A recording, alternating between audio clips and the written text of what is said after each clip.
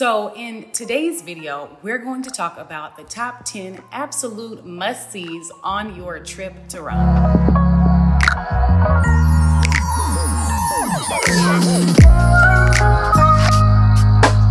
Ciao y'all, NaturallyKenya here, and welcome back to my channel. If you're new here, my name is Kenya. Yes, like the country. And I'm an American girl living abroad in Rome, Italy, documenting my life and sharing it with all of you. On my channel, you can find helpful tips and tricks to make your stay abroad that much more comfortable, as well as food and drink recommendations in the city, and just overall vlogs about my life abroad in Italy, Rome specifically, but also all over. If you haven't already, make sure to subscribe to my channel.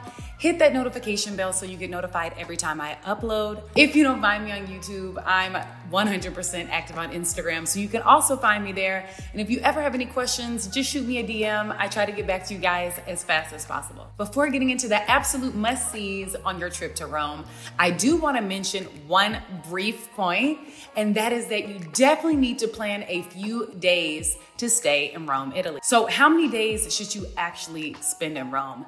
Now, this is a bit of a loaded question. I know a lot of people come to Italy without so many vacation days at their disposal, but my honest answer, you need at least 4 days. And honestly, 4 days is not enough. I would honestly stretch the trip to 1 week if you actually can. Even if you plan to do a multi-city trip in Italy, like to Milan, Florence, Naples, I still think that you need 4 days in Rome alone. But of course, like I said, I do suggest you stretch it to 1 week. And if you do, it will really allow you to slow down a bit and take in everything that Rome has to offer. I know my first trip to Rome, I didn't really enjoy it as much because we were really running around like crazy trying to get to see all of the sights in the city.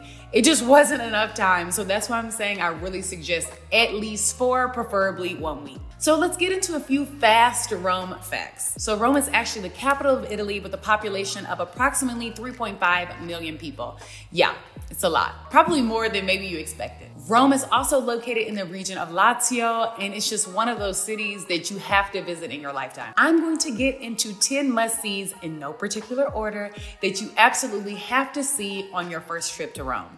Maybe some of these are more obvious than others, but I do plan to make another video where I take you guys on another must-sees in Rome off the beaten path. So maybe not so touristic, but I thought that it would be really important to first start with this video on the absolute must-sees and then get into that later. So let me know in the comment section below if you would actually be interested in another video detailing the hidden gems in Rome off the beaten path, and I'll take you guys along with me on that as well. So the first item on this list is the obvious one, the Colosseum. Are you serious? How are you going to go to Rome without seeing the Colosseum? Obviously, this structure is iconic, dating back to 72 AD. It was built during the Roman Empire and could seat 50,000 people. Obviously, the structure offered animal hunts, gladiator fights, and is the iconic symbol of Rome.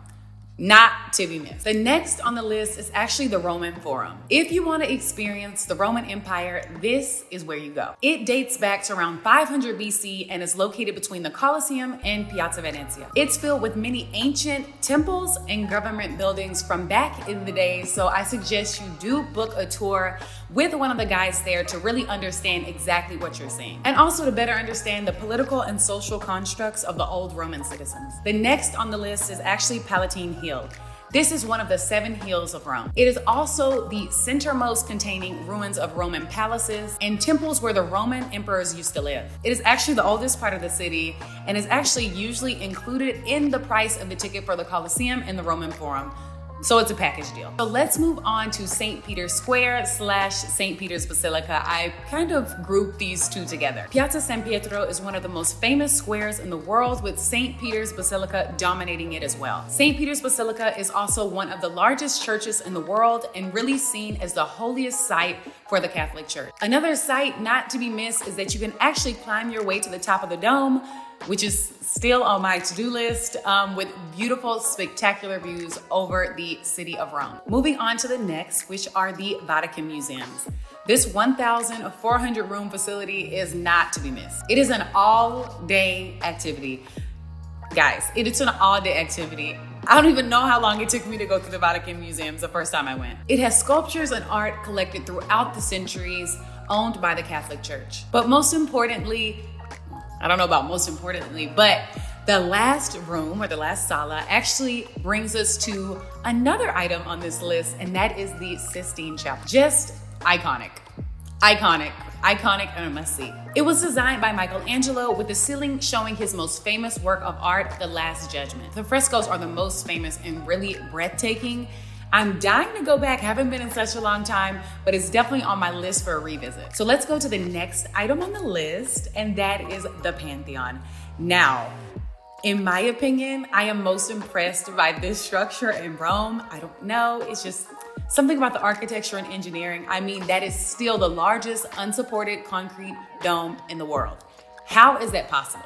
It's just a wonderful architectural and engineering marvel, and construction finished around 128 AD. It is the resting place for Italy's first president, as well as the well-known artist Raphael, and it is one of the most well-preserved buildings with the oculus that opens up to the sky.